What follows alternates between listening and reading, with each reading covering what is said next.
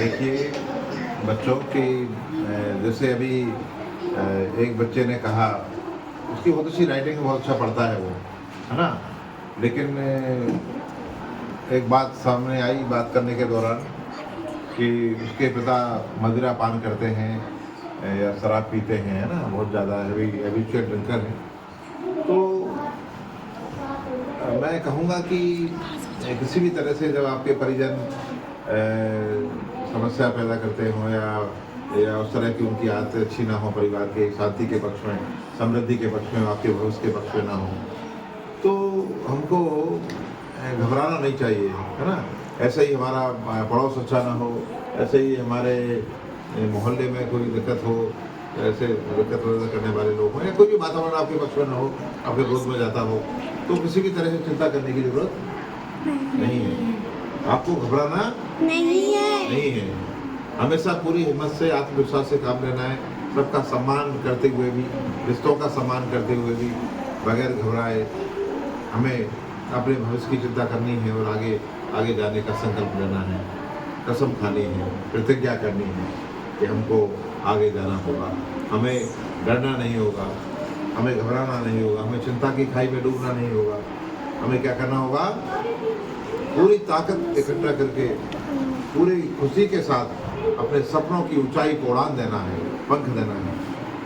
पक्षी होते हैं ना, ऊंचे आकाश में बहुत ऊंचे उड़ते चले जाते हैं पक्षी, कभी बाज से डरते नहीं है। समय का बाज उनको खा लेगा, या बड़े बड़े पक्षी हैं, ऐसे शिकारी हैं, डरते नहीं, उड़ते हैं, है ना? एक कवि ने कहा है, सर्वश्रोता सक्सेना ने, हम पंछी उन्मुक्त गगन के पिंजरबद्ध ना रह पाएंगे, है ना? ऐसे ही कुसुम के बारे में कहा है रहीम ने। रहीम हमारे मध्यकाल के और भक्ति काल के बहुत बड़े कवि हुए हैं, है ना? तो उन्होंने जो है कहा है, लिखा है कि जो रहीम उत्तम प्रकृति का कर सकत कुसंग, चंदन विष व्यापत नहीं लिपटे रहे भुजंग। इस दोहे का अर्थ क्या है कि रहीम कहते हैं कि जिनकी अच्छी प्रकृति है, अच्छा स्वभाव है, जो अच्छे लोग हैं, है ना, जो कुछ करना चाहते हैं, जो अच्छा बनना चाहते हैं, जो अच्छाई पर विश्वास रखते हैं, उनका कुसंग कुछ बिगाड़ नहीं सकता। बुरे लोगों का संग यदि उनके साथ है तो वो उनका कुछ बिगाड़ नहीं पाएगा। क्यों? कैसे? जैसे चंदन विष व्यापत नहीं लिपटे रहे भुजंग। जैसे भुजंग माने सांप।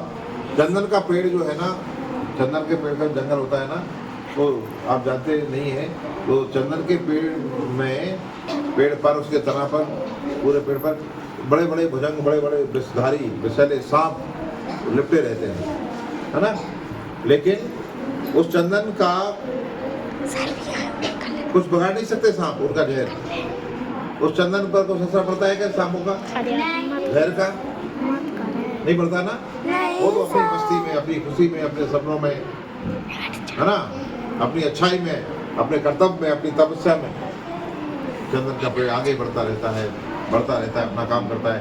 और चंदन की लकड़ी कितनी महंगी बिकती है आप जानते हैं? जरा सा लकड़ी का टुकड़ा बड़े बड़े साधु संत, है ना, भक्त लोग जो भी है ना, वो उसको घिसकर माथे पर लगाते हैं, तिलक लगाते हैं, त्रिपुण लगाते हैं।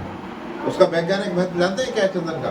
क्यों लगाते हैं? उसका वैज्ञानिक कारण भक्ति का जो है सो है, लेकिन वैज्ञानिक कारण उसका है इसलिए लोग लगाते हैं क्योंकि चंदन का जो लेप है, उसको घिसकर पानी में आप अपने माथे पर लगाएंगे तो वो आपको शीतलता देता है। क्या देता है? शीतलता, ठंडक देता है, आपका सर दर्द भाग जाता है। औषधीय गुण है उसमें, वैज्ञानिक गुण है। कौन सा गुण है? मेडिसिन का गुण है, औषधि का गुण है। एक दवा है एक तरह की, तो आपके दर्द को खत्म कर देती है, आपके माथे को शीतल बनाती है, आप अच्छा सोच सकते हैं, अच्छा काम कर सकते हैं। तो ये है मतलब, आपको इस दोहे से सबक लेते हुए, यदि आपके यहाँ कोई कुसंग है आपके जीवन में, आपकी परिस्थितियों में, आपके पड़ोस में, आपके घर में या कहीं भी, तो आपको घबराना नहीं है, आपको हिम्मत नहीं आना है, आपको लगातार आगे बढ़ना है ना? कोई कितना भी आपका जैसे बाहर भी मजाक उड़ाए, लेकिन उससे सबक लेना है। इस मजाक उड़ाने वाले को भी हम सबक सिखाएंगे, लड़कर नहीं, झगड़कर नहीं, बहस करके नहीं, बल्कि आगे बढ़कर, है ना? आगे बढ़कर माने किसी भी परिस्थिति में, कैसी भी भीषण परिस्थिति आप पर प्रहार क्यों ना कर दे, लेकिन आपको टूटना नहीं है, आपको हारना नहीं है। जीवन की आखिरी सांस तक, जब तक प्रकृति ने आपको जीवन दिया है, आप अपना कर्तव्य करते रहें, एक तपस्वी की तरह, है ना। तपस्वी कौन होता है? भावी तपस्वी नहीं होता। गृहस्थ आम आदमी जो संघर्ष कर रहा है वो भी तपस्वी होता है। तप करे, जीवन एक तप है, जीवन एक संघर्ष है ना। कहा जाता है जीवन संघर्ष का दूसरा नाम है। मैं कहा करता हूँ, अभी कहता हूँ, और सब तमाम लोगों ने कहा है, the life is the second name of struggle and struggle is the second name of life. माने संघर्ष जीवन का दूसरा नाम है और जीवन संघर्ष का दूसरा नाम है। माने आपको संघर्ष करना चाहिए, आपको स्ट्रगल करना चाहिए, लड़िए उस तरह से नहीं जैसे गवार लड़ते हैं एक दूसरे से हथियारों से, उस तरह नहीं लड़िए। माने जूझिए समय से, परिस्थितियों से, विडंबनाओं से, बुरे समय से, खतरों से, और पूरे जीवन की आखिरी सांस तक कभी हिम्मत मत हारिए। समय और प्रकृति आपको जैसा जीवन देते हैं, अच्छाई के लिए जो भी आप कर पाए अपने कर्तव्य में, आप जीवन भर वही करें, हिम्मत ना हारें। अपने आत्मविश्वास के स्तर को सर्वोच्च रखें, सबसे ऊंचा रखें। जितना आप रख सकते हैं उतना हिम्मत रखें, कर्तव्य करें और अच्छाई को कभी जीवन में छोड़ें ना। आप कितने भी परेशान हो, आप ये नहीं हम तो परेशान क्या करें ना, आप परेशान रहते हुए भी अपना सुधार तो आप करें ही जितना कर सकते हैं, लेकिन जो भी आपसे अच्छा भला बन पड़ता है उसको कभी ना छोड़ें। आपने अच्छाई छोड़ दी, आपने मनुष्यता छोड़ दी, आपने संवेदनशीलता छोड़ दी, आपने लोगों का भला करना छोड़ दिया, तो हमारे जीवन का मतलब क्या है? हमसे अच्छे तो पशु पक्षी हैं जो अपने लिए चारा चन लेते हैं। पशु पक्षी जानते हैं, बच्चे लोग साथ रहे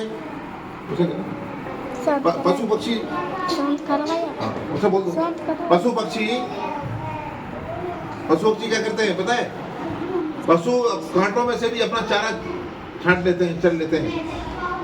कांटों में से भी चारा चल लेते हैं। कौन?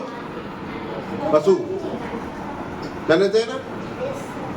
हमारे यहाँ तो हम अपने मन की फसलें, मन का अन्न, स्वाद का भोजन खाते हैं। हमारे लिए डॉक्टर्स होते हैं, हमारे लिए स्कूल होते हैं, टीचर्स होते हैं। हम पढ़ा रहे हैं, आपको नहीं? हमको भी टीचर ने पढ़ाया कि नहीं? गुरुओं ने। पशुओं के लिए, जानवरों के लिए कोई टीचर होते हैं क्या? स्कूल की बिल्डिंग होती है क्या? स्कूल होते हैं क्या? ब्लैक बोर्ड चौक सब कुछ होता है क्या? ट्रेनिंग सेंटर होते हैं क्या? कोई विस्तार है क्या जंगलों में इलाज के लिए? नहीं है ना। इसके बावजूद भी वो अपने जीवन का संतुलन बनाते हैं, बैलेंस बनाते हैं और एक बेहतर जीवन जीते हैं। और अपने भोजन के लिए और बाकी जो है प्रजनन वगैरह सब, वृद्धि विकास वो भी कर लेते हैं सब। यदि हम मनुष्य हैं तो हमारे अंदर मनुष्यता होना चाहिए। क्या होना चाहिए? मनुष्यता, संवेदनशीलता होना चाहिए। और ये कोई ना तो कोई प्रवचन है, प्रवचन हम करते नहीं है, ना कोई भाषण है, एक टीच है, शिक्षा है, टीचिंग है, शिक्षण है। जैसे वो बच्चे ने इतनी विषम परिस्थितियों में भी इतना बेहतर पढ़ता है, वो सबसे अच्छी, आप सबसे राजनीति उसकी अच्छी है। सबसे पहले वो अपना पूरा होमवर्क कर लेता है, उसके अंदर की इच्छा शक्ति हमें प्रेरित करती है, हमको बल देती है, हमें सबक देती है कि हम भी उससे सीख लेकर विपरीत परिस्थितियों में लगातार आगे बढ़ते रहें।